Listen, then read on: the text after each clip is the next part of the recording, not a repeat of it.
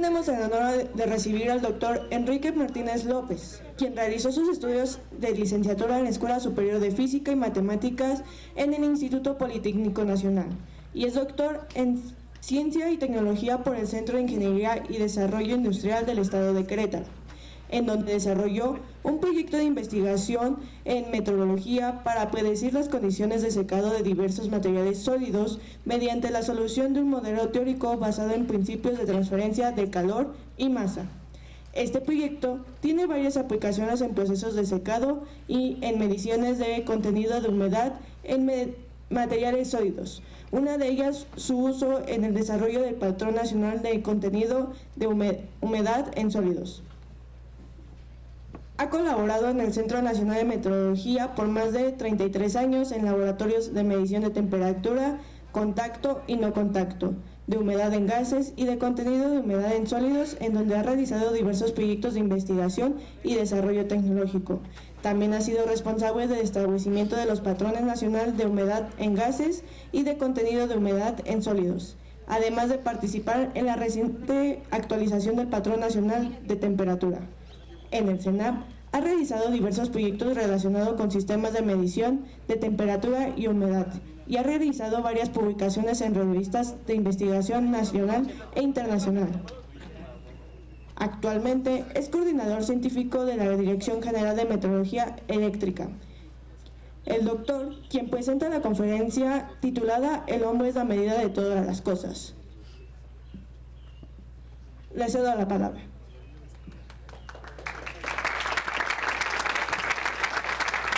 Muchas gracias. Primero, una disculpa por el título. Ese fue el título original que se iba a presentar y de hecho lo iba a presentar el director general del Centro Nacional de Metrología y por circunstancias de trabajo pues él no se pudo presentar y entonces me dio la oportunidad de presentar un tema que en cierta forma está relacionada con lo que él quería presentar. Entonces, antes de empezar, pues sí quisiera agradecerle a la SCOM que nos den la oportunidad de platicarles un poquito cuál es el trabajo que realizamos en México, en este caso en el Centro Nacional de Metrología, y cómo las matemáticas son importantes para el trabajo que hacemos en metrología. Entonces, en particular, este trabajo, lo que voy a presentar hoy, tiene que ver con modelos de medición y la incertidumbre. Es ahí donde está la parte central de las matemáticas. Entonces, muchas gracias por la oportunidad. A mí me gustaría, digamos, tengo sentimientos encontrados porque efectivamente yo estudié matemáticas en la Escuela Superior de Física y Matemáticas, pero la mayoría de mi trabajo, o sea, de hecho el único trabajo que he tenido es en metrología. Entonces es quizás la primera oportunidad que tengo de hablar de dos cosas que han sido importantes para mi vida, ¿no? Que es las matemáticas y la metrología. Entonces, yo preparé 3 temas. Primero voy a hacer un esfuerzo por tratar de establecer la relación entre las matemáticas y la metrología, pero para esto voy a explicarles con suficiente detalle qué es la metrología y qué hace para que tenga sentido hablar de las matemáticas. Posteriormente ya me voy a centrar en lo que serían modelos matemáticos y modelos de medición, y en particular establecer ya desde un inicio que un modelo de medición pues es un modelo matemático. Entonces esa es la relación y sí, digamos, aquí podría terminar la plática, ¿no? Y al final voy a platicarles un poquito de qué es la incertidumbre y cómo, por qué es importante medirla y por qué para medirla o estimarla se necesita un modelo de medición. Entonces, primero, quería que apareciera así, pero ya aparece, ya no di la sorpresa. Primero, metrología no es lo mismo que meteorología. O sea, en principio, lo comento porque de manera popular muchas personas lo confunden, incluso hablan al Centro Nacional de Meteorología para saber cuáles van a ser las condiciones climáticas que van a prevalecer en la semana, o si va a llover o no va a llover. Bueno, la meteorología Sí está relacionada con la meteorología, pero no es lo mismo. O sea, la meteorología trata de las mediciones y la meteorología, pues, de fenómenos meteorológicos, ¿no? Entonces, primero quería establecer esa parte. Bueno, para iniciar, como les comenté, voy a platicarles, a tratar de darles suficientes detalles sobre qué es la meteorología. Primero voy a empezar con la definición. La meteorología es la ciencia de las mediciones y sus aplicaciones. En primer lugar, es una ciencia. Y bueno, esta no tiene sentido si no tiene una aplicación para algún usuario. La definición anterior, hace quizás unos 10 años, 15 años, definían la meteorología como la ciencia de las mediciones. Sin embargo, reflexionando un poquito sobre su quehacer, pues se dieron cuenta que era necesario incluir dónde incide la meteorología, y es en las aplicaciones. Este esquema que ven aquí a color es un logo del Sistema Internacional de Unidades que emite el Buró Internacional de Pesas y Medidas. Los símbolos que ven ahí, en la parte exterior del círculo, son las 7 unidades de base del sistema internacional. ¿Qué significa? Que ese es el conjunto mínimo de unidades con el cual se puede expresar cualquier otra cosa. Cualquier cosa que puedan medir tiene origen en alguna de ellas. O sea, no hay más, digamos, que eso. O sea, cualquier medición que ustedes se puedan imaginar se puede expresar en unidades del sistema internacional. El primero que voy a mencionar es el kilogramo, metro, segundo, ampere, Kelvin, el mol y la candela. Cada uno tiene representaciones o un significado físico importante que permite su materialización. Pero bueno, aquí la idea, en la parte de abajo ven una serie de símbolos también que concuerdan con la nomenclatura internacional. Estos símbolos se les llama en el sistema internacional como constantes definitorias. En realidad, el origen de estas constantes llamadas definitorias por el Buró Internacional de Pesas y Medidas proviene de lo que seguramente ustedes conocen como constantes fundamentales. O sea, ¿por qué es importante asociar la magnitud, en este caso la unidad, perdón, el kilogramo, con la constante de Boltzmann? Bueno, porque precisamente para materializar una unidad se recurre a algo de la naturaleza que es constante. Lo que busca la meteorología en general, para poder hacer una medición confiable, busca regularidades, pero regularidades con un nivel de exactitud muy alto. Entonces, en el caso del círculo concéntrico, donde están las constantes que llamé definitorias, son constantes asociadas a fenómenos físicos, y ese símbolo del sistema internacional se hizo en el 2019, en el cual representa que la meteorología actual es de constantes fundamentales. O sea, es el nivel más alto de meteorología. Entonces, ustedes seguramente han escuchado que el kilogramo en la antigüedad era una barra de platino iridio con ciertas características. Bueno, pues en la actualidad, ya gracias a la constante de Boltzmann y a los experimentos que se han hecho, ya se puede realizar una unidad en términos de constantes fundamentales, de tal manera que si hubiera una catástrofe en el mundo, podríamos reproducir cada una de las unidades que están ahí sin necesidad de artefactos. Entonces, ¿qué significa el SI ahorita? Bueno, pues que las mediciones, o sea, las referencias con las que se hacen las mediciones, ya no depende de artefactos, sino depende de constantes definitorias que a su vez tienen un origen como constantes fundamentales de la física. Entonces, y cada uno pues se puede materializar, o sea, y cada país tiene la responsabilidad de establecer materializar su sistema de unidades, y tiene su razón de ser, pero ahorita les voy a platicar eso. Esto, entonces, si se dan cuenta, si queremos materializar el Kelvin y lo hacemos mediante la constante de Boltzmann, pues están de acuerdo que tenemos que manejar aspectos de la física suficientemente bien para poder transitar de algo teórico a algo práctico. Por ejemplo, y lo mismo pasa con el segundo, por ejemplo, este delta mu que está ahí se refiere a la transición de un estado energético a otro del átomo de cesio. Como eso siempre se da, es regular y es muy exacto, pues permite definir el segundo. Y de esa misma manera podemos analizar cada una de las cosas. En este caso, el Kelvin, por ejemplo, que es la unidad de temperatura termodinámica, lo mismo, está basado en la constante de Boltzmann, una constante que establece una relación entre prácticamente el mundo microscópico y macroscópico. Entonces, y son regularidades. Entonces, esto es lo que hace la parte científica, es decir, nosotros para hacer metrología, y en los laboratorios internacionales pasa lo mismo, tienen que hacer ciencia en cierta manera, porque estos experimentos son de muy alta exactitud. Entonces, la metrología, como les comenté, tiene que servir para algo, por eso se incluyó la parte de las definiciones, y de aplicaciones, perdón. Y bueno, ¿dónde incide? Incide en apoyar los descubrimientos científicos e innovación tecnológica, porque incluso la tecnología va avanzando conforme la metrología también apoya para que se puedan hacer ese tipo de desarrollos. En el caso de manufactura industrial, comercio internacional, el comercio entre países es muy importante.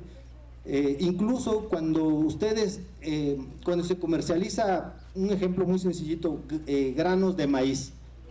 El grano de maíz, para comercializar la tonelada se tiene que medir sus propiedades. Una de esas es cuánta agua trae el grano, porque y se dice y compramos o vendemos que en base a un contenido específico, de tal manera que si tiene más contenido de agua necesitas secarlo, necesitas energía, entonces si hay que bajar te castigan el precio, y si está muy seco el grano se vuelve quebradizo, entonces tampoco es adecuado para procesar. Ustedes han visto seguramente en el súper o incluso con su mamá o alguno de ustedes que han cocinado arroz que viene todo roto, trae muy poca humedad, entonces eso, su procesamiento y su cocción es muy complicado. Entonces esas son algunas de las cosas, pero en general la metrología pues tiene sus aplicaciones en distintos ámbitos de la vida, incluyendo salud, medio ambiente, etcétera. Entonces es muy importante esa parte. Y bueno, la metrología se ha dividido en tres tipos de metrología. La metrología científica, que es la que se encarga de desarrollar las bases para los patrones de medición que existen en el país. Como les comenté, cada país debe tener un laboratorio como estos. Después viene lo que es la metrología industrial, es decir, cómo transfiero la exactitud que yo tengo en artefactos o mediciones de muy alta exactitud al nivel de la industria. ¿Por qué creen que, digamos, en el caso de manufactura de autos, una parte, ya se habla que una parte se diseña en México con un software, otra parte se materializa en la India y luego la fabricación final es en Estados Unidos? Y para que todo eso embone, o sea, al final en un auto que tiene piezas de todas partes del mundo, pues tiene que haber metrología, es decir, las mediciones tienen que ser correctas y tiene que haber comparabilidad y compatibilidad en las mediciones. Entonces, por eso es importante cómo transferimos o transitamos de patrones nacionales a la industria. Y luego, cuando se comercializa, los productos tienen que cumplir ciertas regulaciones, incluso estos criterios de calidad. Bueno, pues eso se puede hacer o se puede reclamar incluso con lo que es de metrología legal. En México, por ejemplo, si ustedes compran un horno de microondas, lo conectan y se quema, hay una norma que les dice que no cumplió algo y que pueden reclamar por él. O sea, muchas veces no se hace porque ustedes creen que hicieron algo incorrecto. Es muy probable que no sea así y que el artefacto tenga un diseño mal, y la metrología te puede, a través de una regulación, ayudar en esa parte. Entonces, y bueno, como les comenté, pues hay la parte que, digamos, nosotros en el caso del CENAM mantenemos en el CENAM se mantienen más de 60 patrones nacionales. Un patrón nacional es la máxima referencia en México para poder hacer mediciones. Es decir, si tienen el aire acondicionado, ven que tiene un valor de temperatura, ese valor tendría que tener un origen para asegurar que está bien en el CENAM. Aquí nada más estoy poniendo los 7 patrones asociados a las 7 unidades, pero como les comenté hay más de 60 patrones nacionales en México y eso significa que podemos hacer mediciones prácticamente de lo que se puedan imaginar. Y bueno, aquí nada más quisiera hacer pues reflexionar un poquito sobre el tema de las incertidumbres. O sea, un segundo en México se puede reproducir con una exactitud de 1 por 10 a la menos 12, entonces eso es bastante relevante porque al final es digamos la calidad, quizás sea lo mejor que se puede medir en el mundo, el tiempo. Es decir, podemos decir que estamos en un segundo y súmenle, bueno, 11 ceros, ¿no? Y un 1. Sí, 1. Entonces, es quizás la medición más precisa. ¿Y eso con qué se hace? Pues se hace con relojes atómicos. O sea, esa transición de un nivel energético de un átomo de cesio al siguiente nivel, como les comenté, por su regularidad es posible hacerlo y eso solamente se hace con relojes atómicos. El Centro Nacional de Metrología, incluso ustedes pueden checar la hora oficial y pueden sincronizar sus relojes para saber la hora, pero en general en el mundo, esto es lo que tiene México. En el mundo ya se tienen exactitudes del orden de 1 por 10 a la menos 14 y se va a llegar a 1 por 10 a la menos 16. O sea, ese es el nivel de incertidumbre que hay en las mediciones de tiempo. En el caso del kilogramo es 2 por 10 a la menos 9, o sea, es decir, se pueden hacer mediciones hasta ese nivel, es decir, si tuvieran una balanza que pudiera tener todos esos 8 ceros y lo que sigue, pues eso es lo que les daría, eso es lo que representa el 2,3. Lo voy a explicar más adelante, pero ahorita más o menos para darles una idea del orden de magnitud.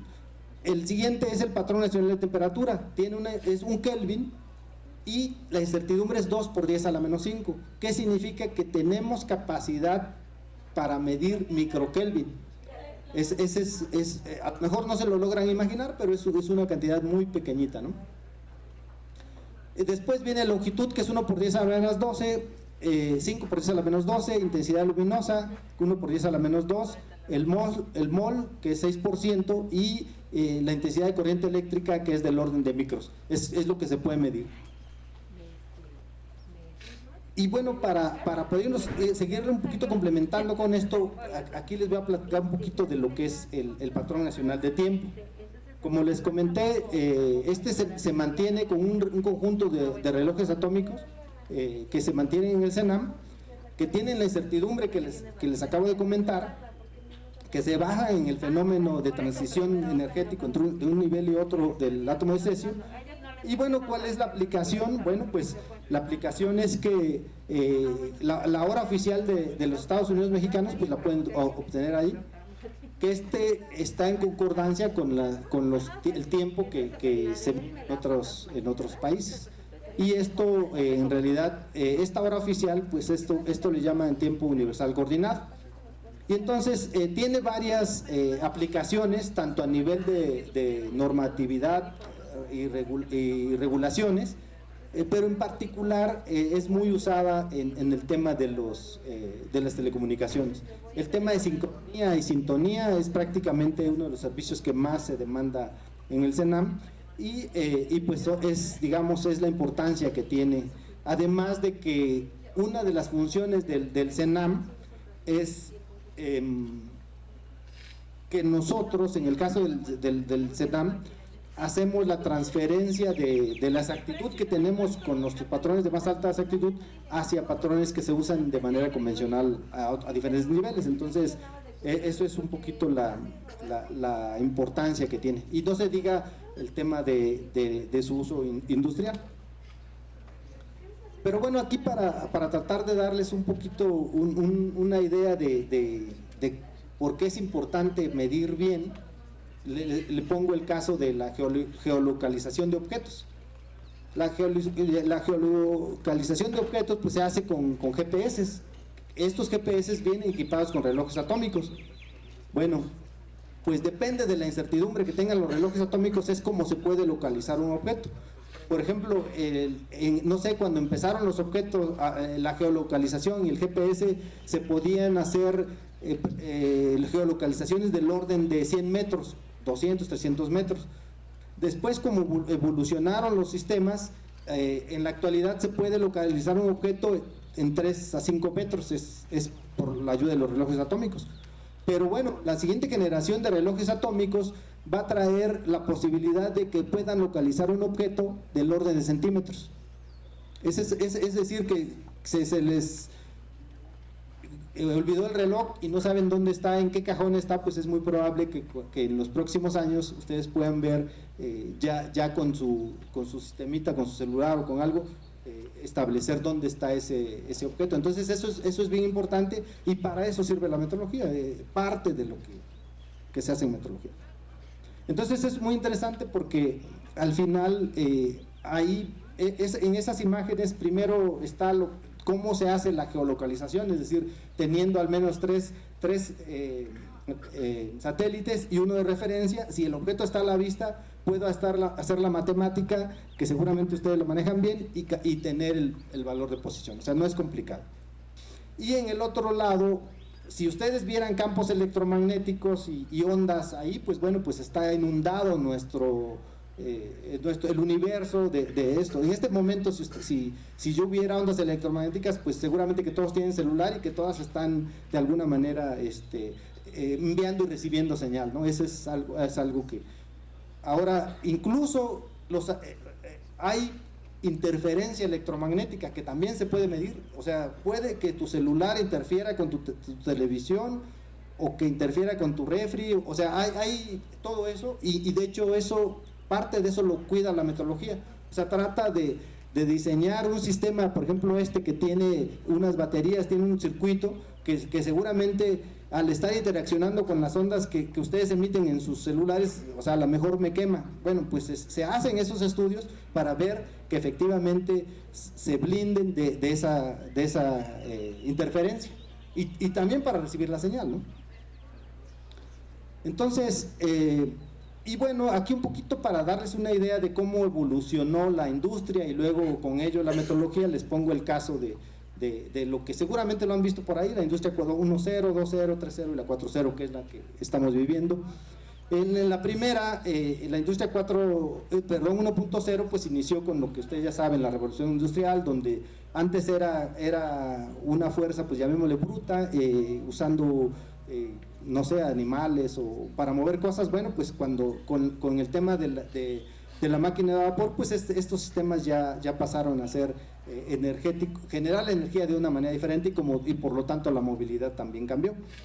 En ese momento, pues la metrología estaba, digamos, consolidándose a nivel internacional, y si hubiera que definirla, pues todo era manual y a nivel de artefactos o fenómenos sin mucha regularidad. En el caso y el tiempo, pues se medía en horas, es la capacidad que se tenía en ese tiempo. En la industria 2.0, que estamos hablando de 1900, pues ya viene la producción en masa, porque ya se incorpora el tema de energía eléctrica. Entonces eso aumentó la capacidad de producción, y en el caso de metrología, pues empezó a automatizar, porque ya teníamos la posibilidad con pocos dispositivos, pero la posibilidad de automatizar cierta producción. Y las horas, la incertidumbre en tiempo, pues ya en horas o minutos. Posteriormente, ya en el 2000, que ya les empieza, ya algunos de ustedes ya empezaban a, bueno, a lo mejor ya les contaban algo, pues estamos hablando de la industria ya totalmente automatizada, y donde proliferaron los sistemas de automatización. Y en el caso de las exactitudes en tiempo, pues eran de segundos y milisegundos. O sea, ya mejoró mucho esta parte.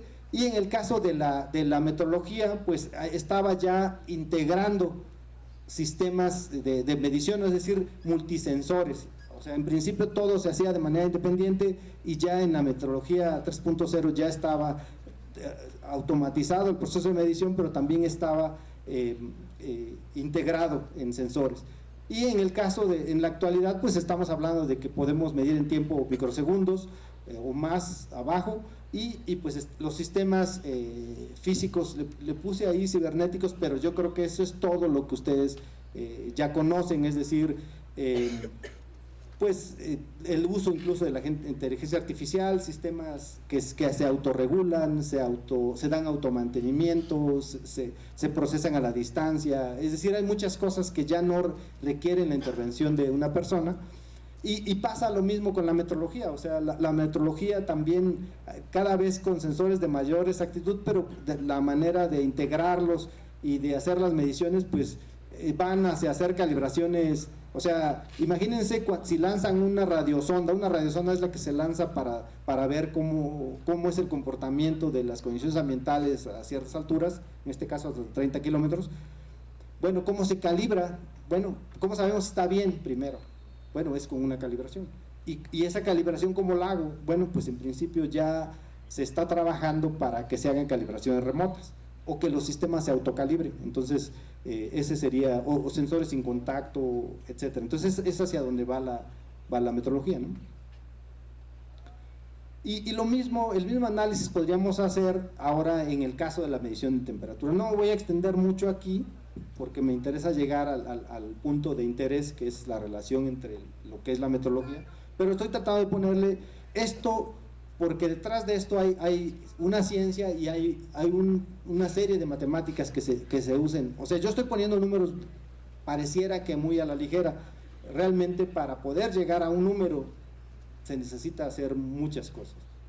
En el caso de temperatura, se empezó con incertidumbres o exactitudes de 0.1 grados Celsius, en los 90 de 0.01, quizás luego transitaron hasta un milikelvin y actualmente en microkelvin. Ese es lo que se puede medir, y pues mediciones a distintos intervalos. O sea, incluso se pueden hacer mediciones de temperatura con termómetros que funcionan usando la ley de radiación de Planck a temperaturas tan altas como sea posible.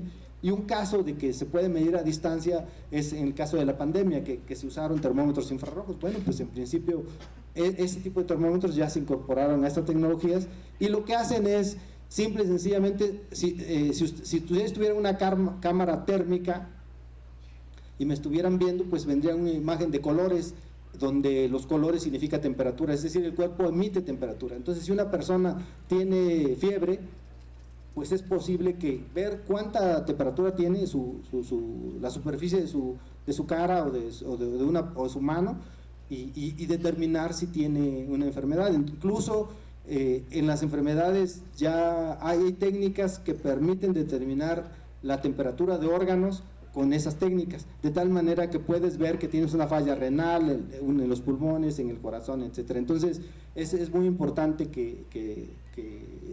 cómo se debe asegurar que esas mediciones están hechas correctamente, y eso lo hace la metrología. Aquí solamente para presentarles un ejemplo muy sencillito de dónde se pueden obtener mediciones de microkelvin.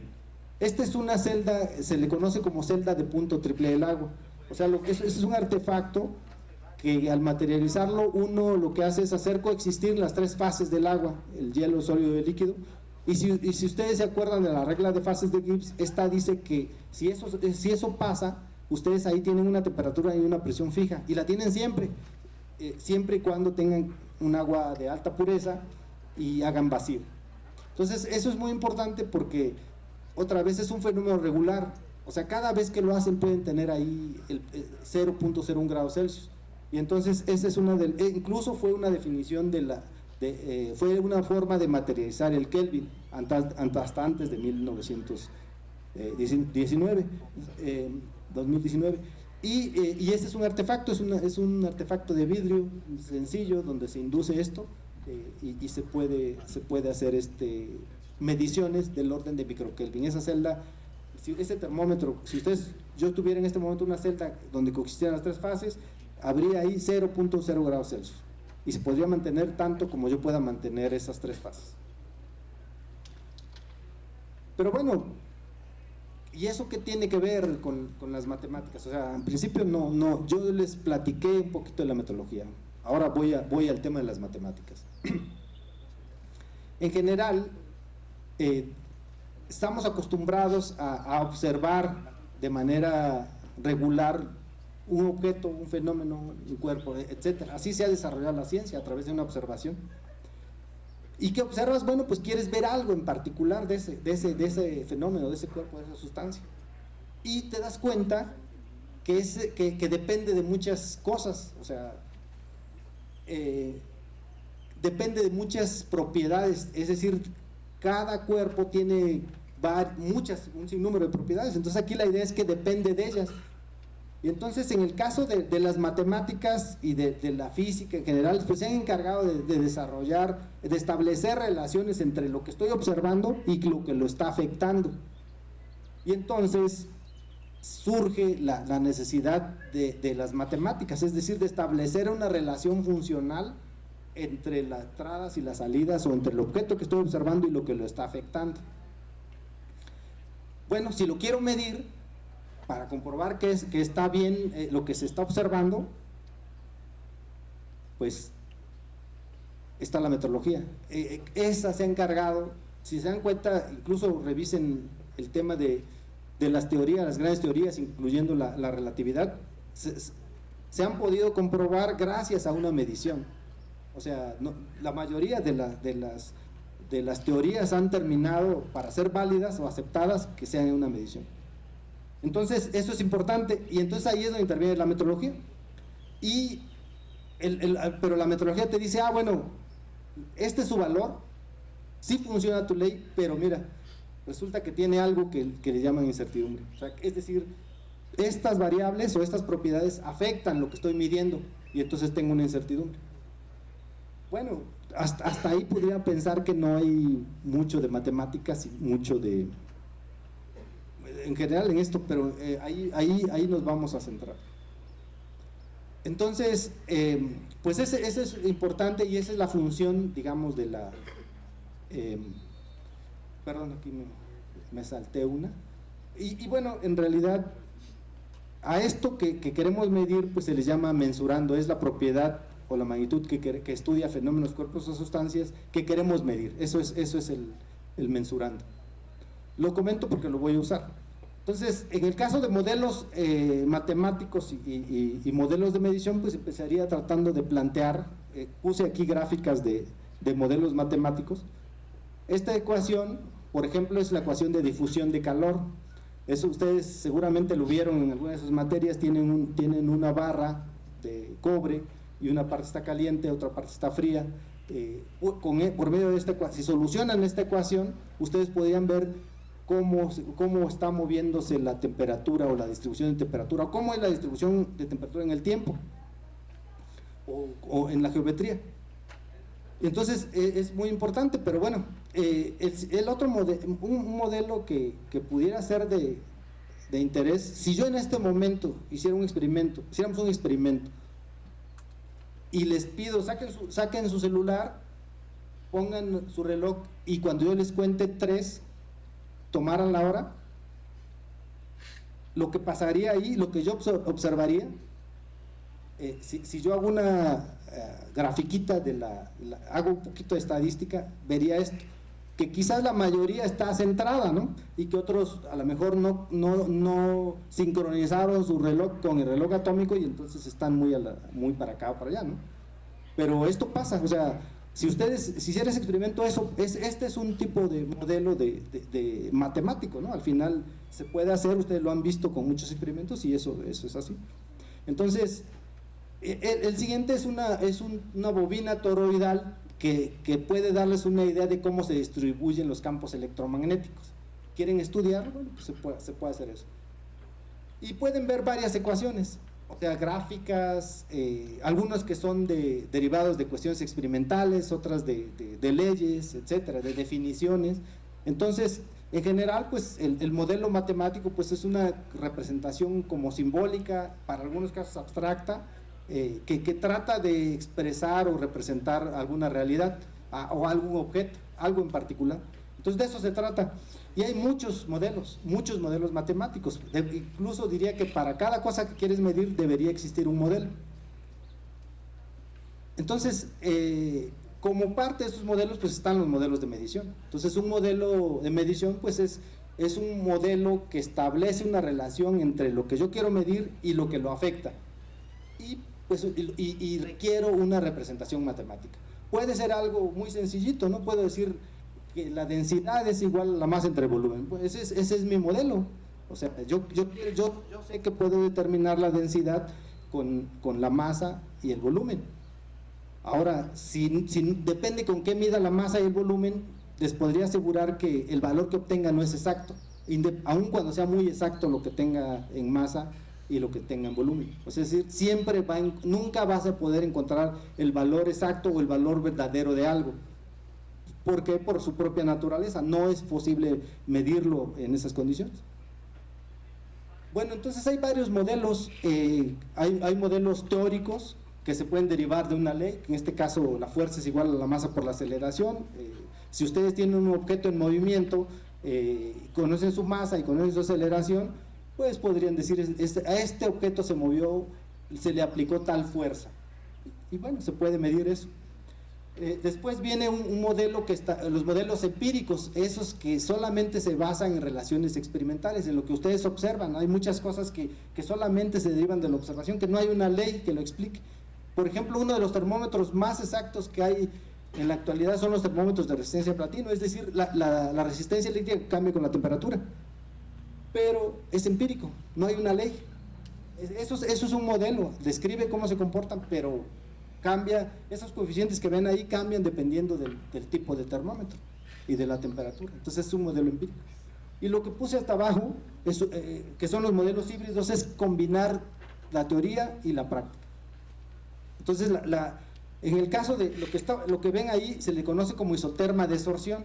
Resulta que los isotermas de sorción, por ejemplo, permiten estudiar, si quieren, los alimentos, ustedes saben que se echan a perder, se les desarrollan hongos, bacterias. Bueno, pues hay que medir, ese isoterma les da información a partir de qué momento se les va a echar a perder un alimento.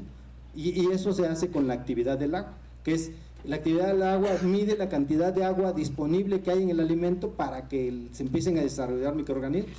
Entonces, ese es muy sencillito, pero la primera parte del isoterma se puede explicar con teoría, con las leyes que conocemos. La última parte solamente con experimentos. Sí, quizás aquí es muy importante, cada alimento debería tener un isoterma de sorción también. No lo hay. De hecho, en el mundo la mayor cantidad de alimentos se da porque se descompone. Y se descompone porque se desarrollan microorganismos. Y se desarrollan microorganismos porque no se mide ni se controla la actividad del agua. Ahora, esos modelos los ven muy ingenuos, pero son suficientes para hacer un trabajo de doctorado. O sea, ese es un poquito. O sea, la matemática que está detrás de ahí no es sencilla. Ahora, bueno, ¿y cómo le hago para desarrollar modelos? Bueno, primero selecciono lo que voy a medir, después desarrollo el modelo como tal básico, le identifico los efectos, si hay algo que tenga que ajustar, lo ajusto y lo evalúo, es decir, lo mido. Y voy a poner un ejemplo. Supongamos que queremos medir la temperatura de este recinto, de este volumen. Colocamos en el centro un termómetro y decimos, bueno, ¿cuál es mi mensurando? Pues la temperatura en el centro del auditorio. Y ahí está mi termómetro. Y bueno, ¿y qué lo afecta? Bueno, en principio yo nada más como metrólogo digo que esté calibrado. Tengo un termómetro, ya identifiqué su primer... yo necesito que este termómetro que se coloque ahí va a medir todo lo que está pasando en el auditorio y digo que esté calibrado para que asegurar que está bien. Y ya, pero resulta que me doy cuenta que si lo cambio de lugar no me da el mismo valor, que si abren las puertas me da un valor diferente, que cuando están ustedes me da un valor diferente que cuando está vacío, que las lámparas también afectan. Bueno, pues eso es la manera en que yo complementaría mi modelo para dejarlo que represente adecuadamente todo el tiempo la temperatura aquí.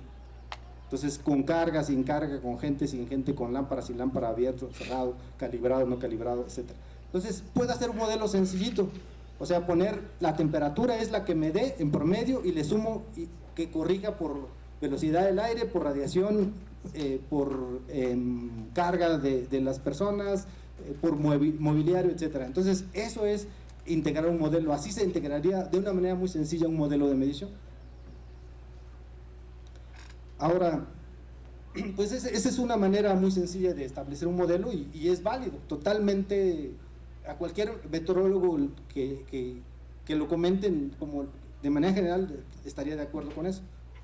Ahora voy a presentarles un modelo un poquito más complicado.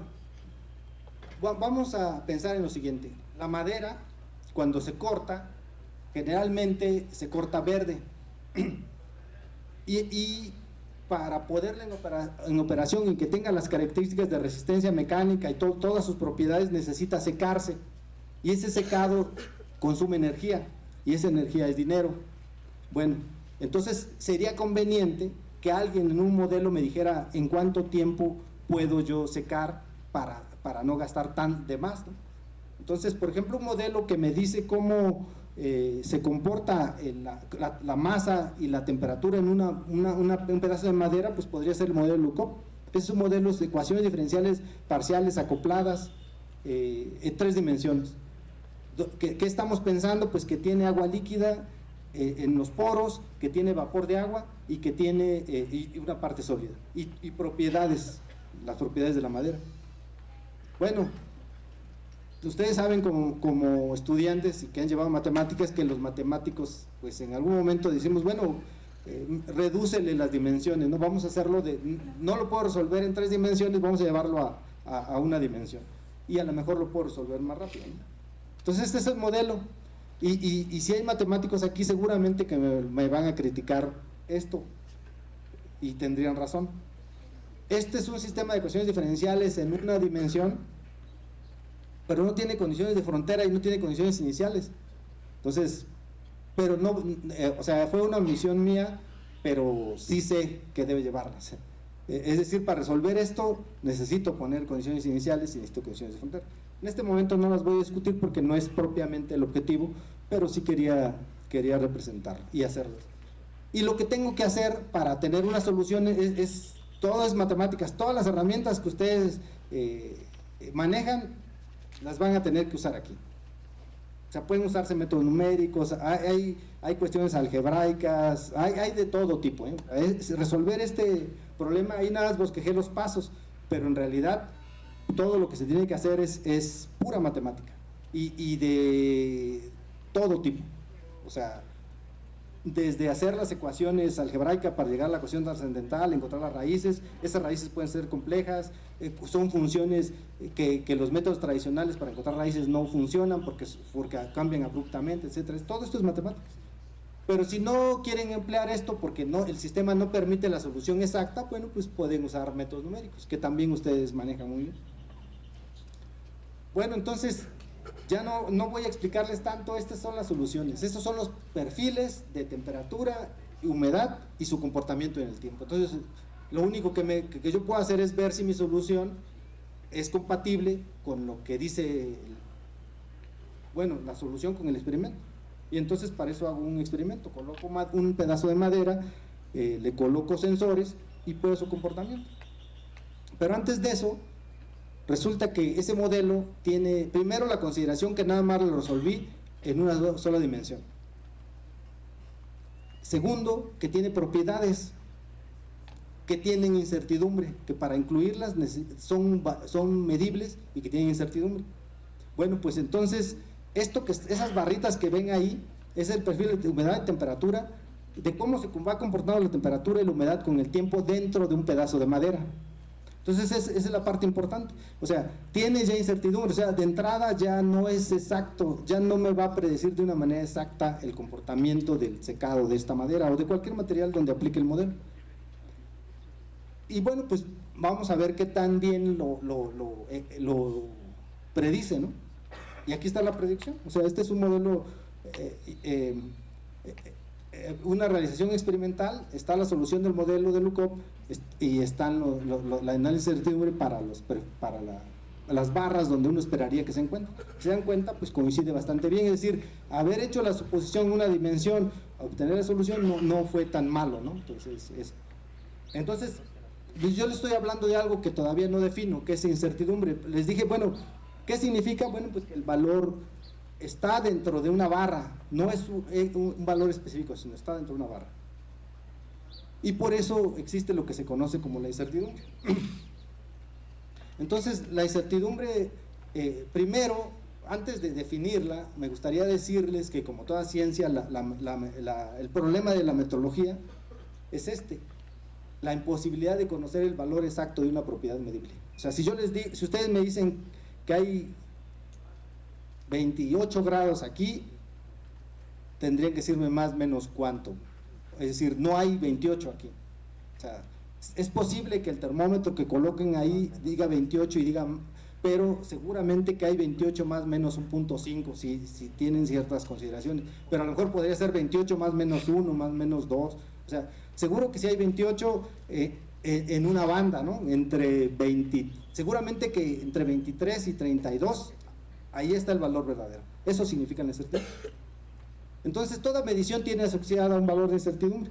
Y aquí está un poquito, esta barrita donde puse un valor y las USLs, esa bandita donde siempre pensamos que está el valor verdadero. Entonces, ¿de qué se trata la metrología? De acortar esa bandita, de hacer más pequeña para que la incertidumbre sea más pequeña, ¿no? Y ese valor, ¿qué representa? Pues la media. Y si quisieran analizarlo como una distribución normal, lo que está, toda el área bajo la curva, pues es la desviación estándar, ¿no? Una desviación estándar, dos desviaciones estándar, etc. Y la gráfica en general representa una distribución de probabilidad con una probabilidad, al final es una probabilidad. Y esto es lo que nos gustaría. Pero bueno, ¿qué es incertidumbre? ¿Cómo se define? Pues un parámetro asociado al resultado de una medición que caracteriza la dispersión de los valores, es decir, no es uno, sino un conjunto, y que se pueden asociar razonablemente al mensurando. Cuando dice razonablemente es pues que vas a encontrar razones suficientes para decir que ahí está, pero no sabes dónde, ¿no? Ese es el tema. Y la definición más actual que a muchos no les gusta en el tema de incertidumbre, pues es la duda que hay cuando haces una medición. Al final, ¿por qué duda? Porque duda, algunos lo han interpretado como una cuestión psicológica, es decir, como que el propio ser humano tiene ese problema, ¿no? Pero no solamente es el ser humano. Nos gustaría que fuera así, pero resulta que no es así, que los experimentos es esto, lo que está pasando ahí. O sea, en el centro sí está la media, alrededor está la incertidumbre, pero no es una distribución normal. O sea, ese ya es un problema. O sea, uno le gustaría la regularidad que da y la simetría que da una distribución normal, porque la matemática que ustedes la conocen es muy fácil. Dices, tomo un conjunto de datos, puedo hacer su histograma, puedo calcular su media, su desviación estándar y puedo hacer esa grafiquita sin ningún problema, ¿sí? Pero de esto ya no. O sea, de esto ya no. Pero es la realidad, las mediciones se comportan así. Entonces, el mensurando, entonces, empieza con definirlo. Tenemos un modelo matemático, lo medimos. Obviamente en el modelo matemático consideramos sus magnitudes de entrada. Este mensurando forzosamente toda la vida va a tener incertidumbre, y pues para medirlo pues hay que tener un método y un procedimiento. Entonces eso es digamos lo que hace un metrólogo de manera convencional. Y la incertidumbre pues tiene un montón de cosas que analizar, ¿no? O sea, primero, generalmente los modelos son probabilísticos. ¿Por qué? Porque finalmente la incertidumbre es una banda donde probablemente está el valor verdadero de algo. Entonces eso es importante porque de alguna manera no sabemos, y como les comenté, el esfuerzo de un metrólogo es hacer un experimento, diseñar un experimento que acorte todo lo más posible el valor de incertidumbre. Ahora, si tengo un modelo del mensurando que tiene magnitudes de entrada, las cuales debo considerar en una primera instancia como variables aleatorias, y si son variables aleatorias tendría que considerar distribuciones de probabilidad.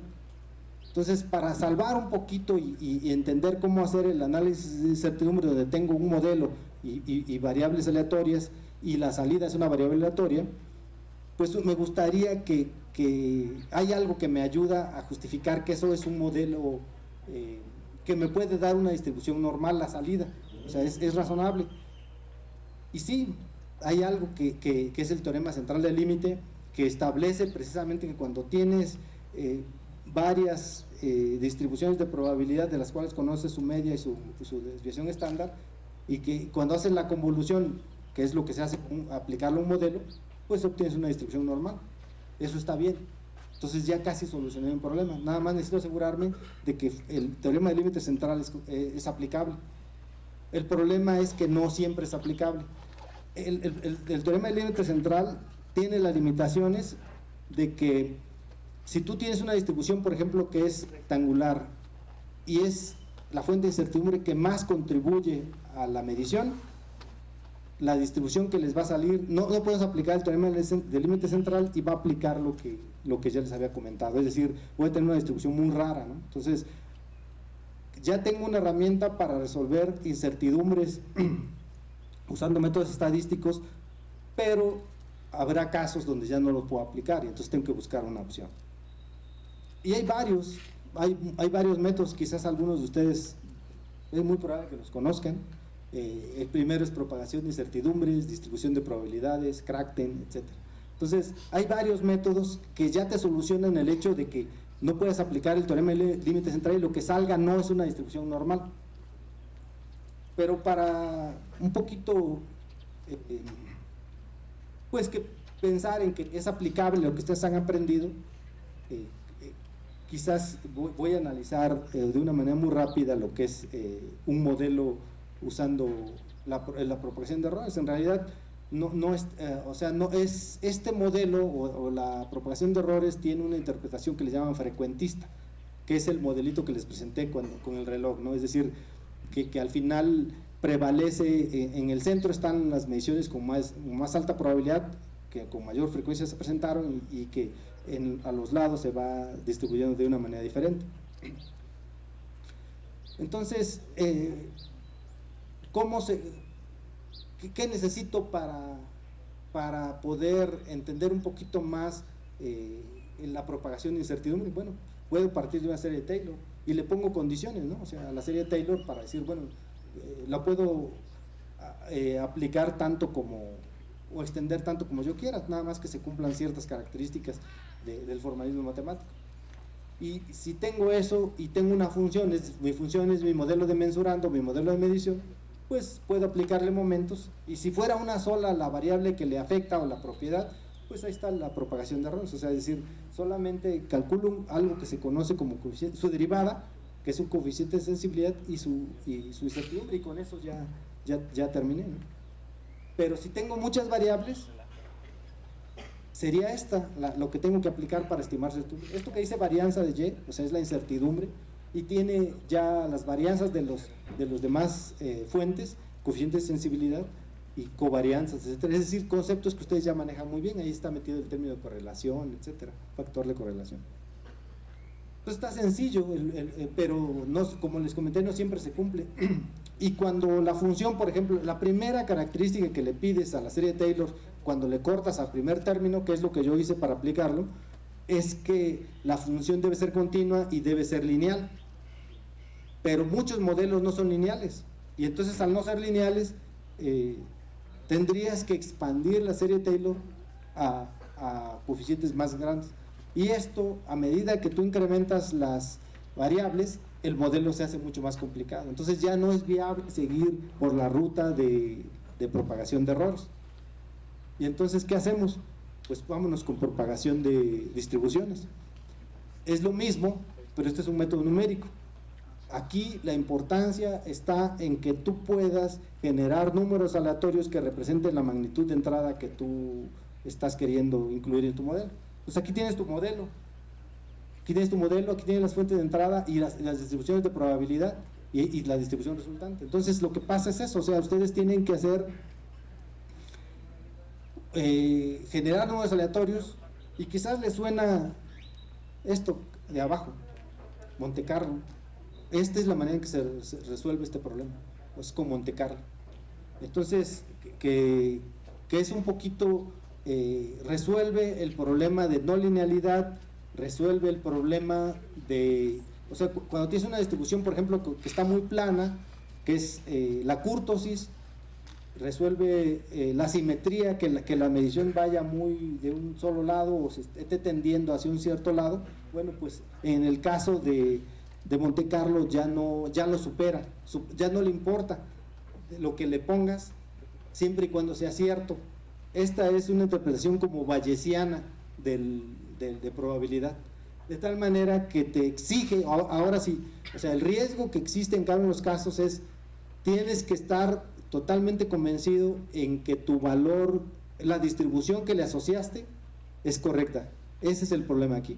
O sea, si yo sé que esta distribución es la que describe perfectamente el comportamiento del fenómeno, en este caso de la magnitud de entrada, sí es posible que la magnitud de salida sea esta, ¿no? Entonces, pero ahí no importa, yo puse una distribución normal de salida, pero no es precisamente lo que sale como tenga que salir la distribución, y todo se puede obtener. Entonces, digamos, esta es una ruta que ha servido para poder solventar el problema de no linealidad o de aplicar el método Lagum con términos, aproximaciones a mayor orden. Entonces, pues es parte de lo que ustedes ven y que de alguna manera es importante que lo aplican. De hecho, Monte Carlo tiene aplicaciones a modelos económicos de distintos tipos de naturaleza, entonces son modelos probabilísticos muy fuertes. Ahora, ¿y cuáles son las matemáticas que van a ser y que se usan? O sea, un metrólogo, bueno, primero yo soy, como les comenté, yo estoy en física matemáticas y al final estoy haciendo algo de metrología. Las matemáticas me ayudan y son fundamentales. Ustedes, como estudiantes, quizás en este momento no valoran todo el potencial que han recibido de esta universidad, en este caso de la escuela, porque considero que es muy importante que amplíen su visión a niveles, a otras aplicaciones. Para comentarles de manera muy rápida, por ejemplo, el equivalente al CENAM en Estados Unidos tiene un departamento de matemáticas muy grande, y muchas personas que trabajan en esos laboratorios o en esos departamentos son matemáticos. O sea, no necesariamente hacen experimentos, pero sí se apoyan, digamos, con los experimentos y modelos que desarrollan los metrólogos o los físicos, y se apoya uno de las matemáticas que manejan para poderlos extrapolar a distintos niveles. Entonces, digamos, aquí hay una serie de matemáticas, digamos, que se usan, se van a seguir usando, en particular el tema de inteligencia artificial, y bueno, todos son códigos. O sea, es muy, digamos, si yo hablé de todos los alimentos deberían tener un isoterma de absorción.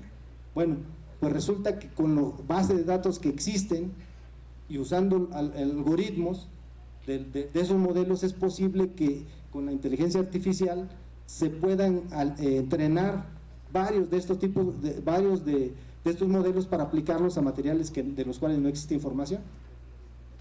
Entonces, esas son una de las muchas aplicaciones que puede tener la carrera que ustedes están realizando.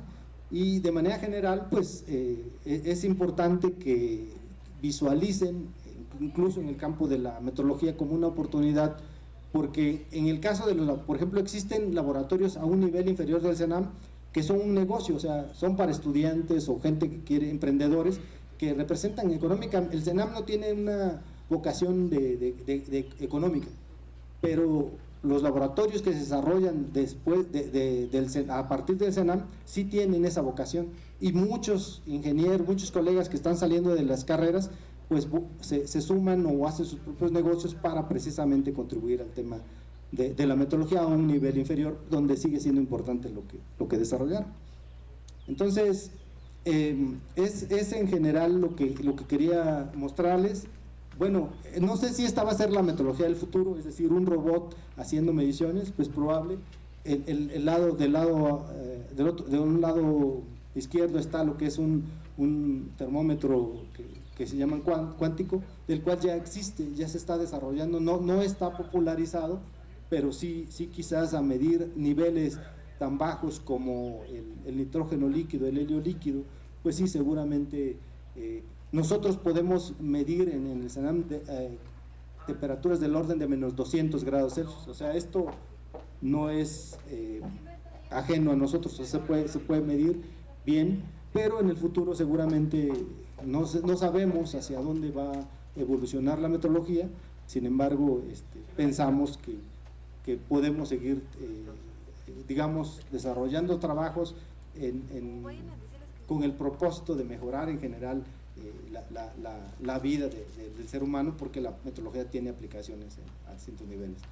Entonces, pues es lo que quería compartirles, invitarlos también al Centro Nacional de Metrología. Tiene, en particular el 20 de mayo, tiene un día de puertas abiertas donde pueden ir a visitar los laboratorios, conocer el reloj atómico, distintos laboratorios, tenemos más de 100 laboratorios, y pueden ver lo que acontece en estos laboratorios que hacemos para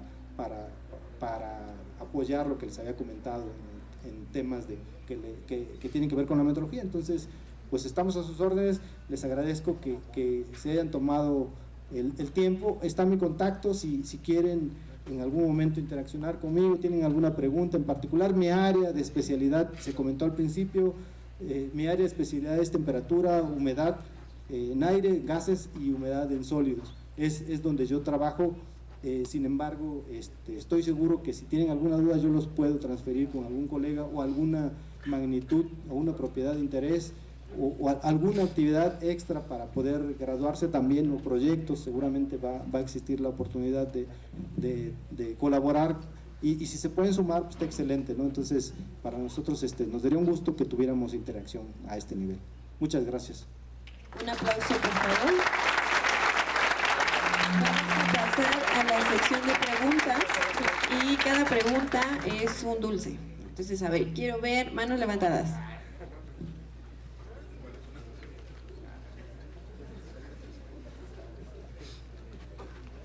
Gracias. Mi pregunta es, al principio habló de los relojes atómicos del CENAM. Mi pregunta pues radica en si esos relojes atómicos trabajan con el mismo principio o son muy similares a los que están en los satélites de GPS. Sí, son muy similares a los que están en los GPS. Y son relojes atómicos, funcionan con átomos de cesio.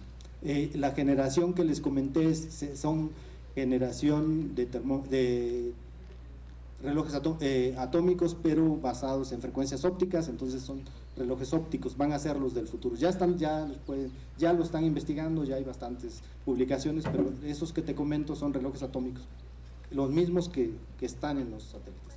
Okay, gracias.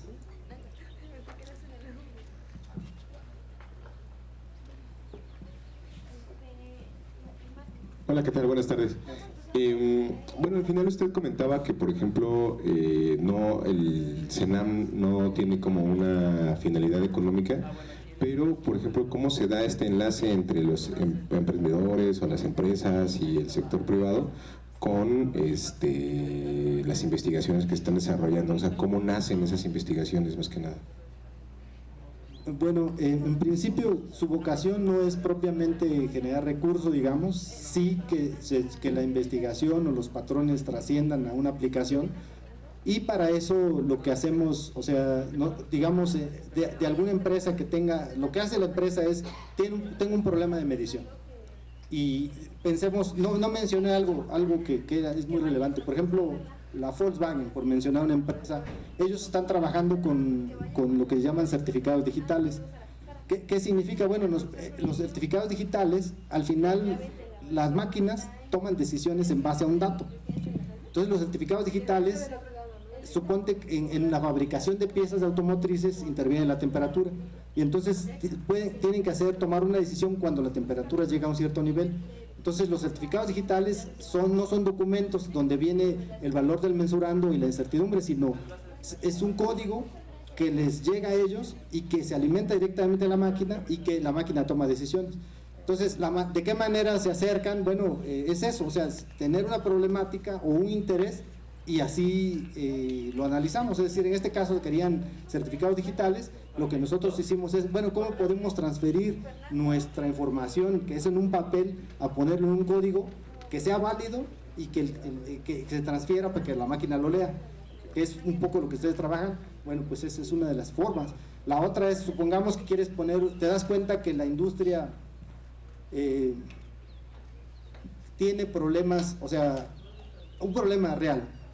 En la actualidad no hay laboratorios en México que hagan mediciones de contenido de humedad en sólidos, no las hay. No hay ningún laboratorio que haga esa función. Entonces la tiene que hacer el CENAM. Entonces cuando llegan a nosotros. Supongamos que tú dices, bueno, yo ya detecté que se necesita un laboratorio para calibrar medidores de contenido de humedad en sólidos. Entonces tú, digamos, lo que te sugiero, la ruta es, se acercan con nosotros les platicamos una estrategia y les decimos cuál sería la forma más viable para que ustedes puedan, o tú puedas tener un laboratorio que pueda atender la industria. Entonces esas son las rutas, por eso la importancia de acercarse, ¿no? O sea, porque incluso esto, como les comento, es muy importante porque es una oportunidad que muchas veces los jóvenes no las logran ver y a veces económicamente no es tan caro y es posible que eventualmente sí reditúe tanto económicamente como que ayudes a alguien, ¿no?, a solucionar el problema. Gracias.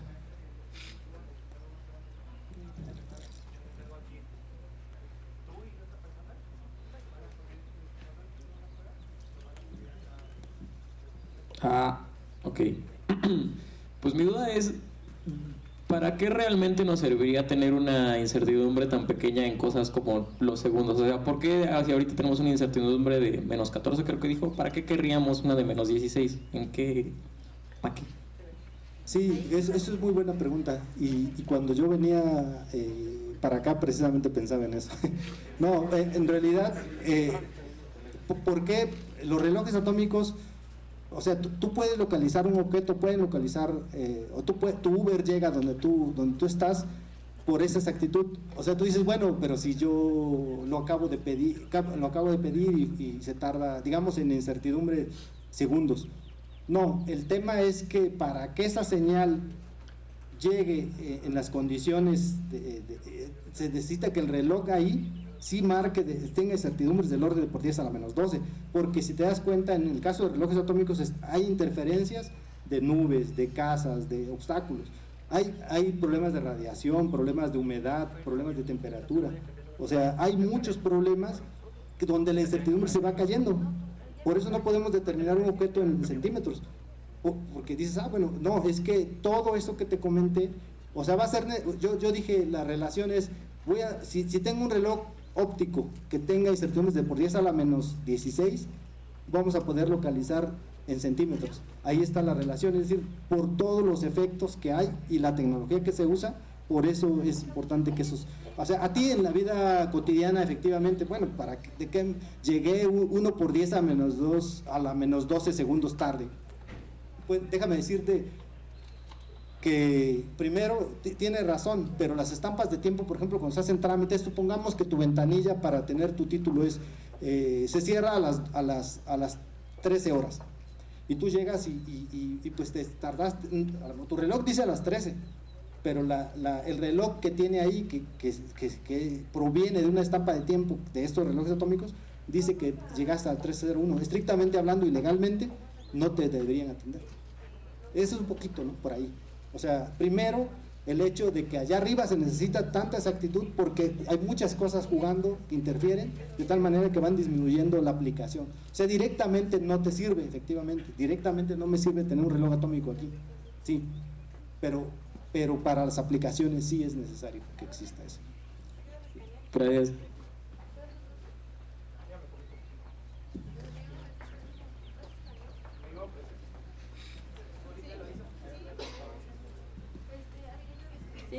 Buenas tardes, quería preguntar acerca de los experimentos y en sí, ¿cuál sería la escala más óptima para realizarlos? O sea, ya no, esa es la duda, de que si buscan hacer escalas muy grandes, los experimentos entre más pequeños sean, sería mejor, o si entre más grandes se puedan detectar esas diferentes, pues, variables que se dan sería mejor.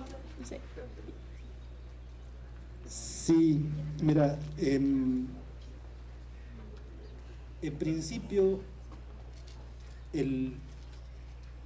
la idea en muchos de los casos es hacer experimentos muy bien controlados, ¿no? O sea, quizás a eso te refieres tanto en dimensión como en el control que tienes. Sí, o sea, digamos, la regularidad que buscamos para mejorar las exactitudes efectivamente o las incertidumbres tiene que ver con eso, buscar fenómenos, artefactos, experimentos donde puedas tener la más alta, el más alto control de todo lo que interfiere para que puedas asegurar que tienes segundos de 1 por 10 a la menos 12 o los vas a tener por 1 por 10 a la menos 16 o temperaturas en microkelvin. O sea, es lo ideal para poner a prueba la tecnología, porque muchos procesos cada vez mejoran sus condiciones. O sea, hay muchos procesos donde antes no se controlaba la temperatura porque no era importante, no se controlaba la humedad porque sentían que no era importante. Cuando lo fueron haciendo, cuando se dieron cuenta que les afectaba, tuvieron que ir concluyéndolo. Entonces, imagínate si en el caso de metrología el laboratorio responsable no toma en cuenta que ellos van a ir también mejorando. Entonces, en ese sentido, por eso se requiere extraer lo mejor que se pueda o tener el mejor control posible en un experimento.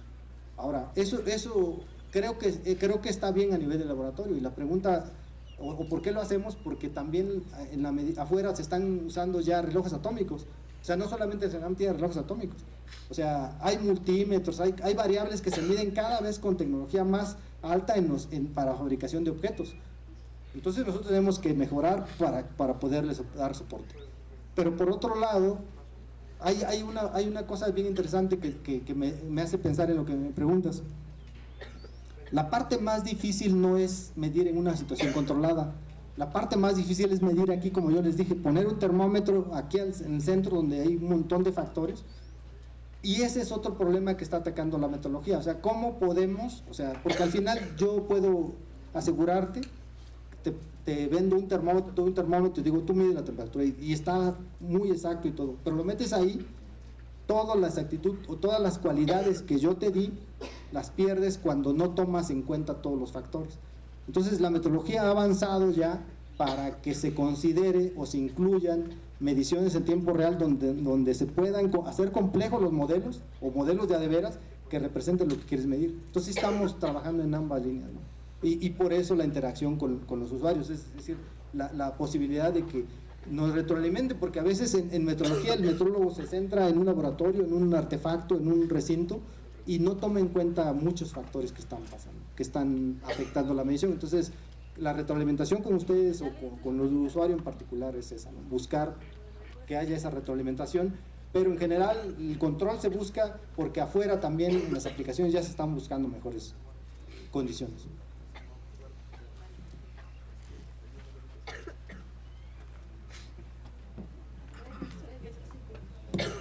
Agradecemos su presentación.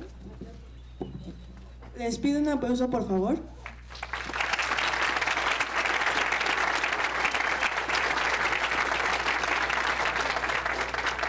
A continuación me permito dar lectura a la constancia.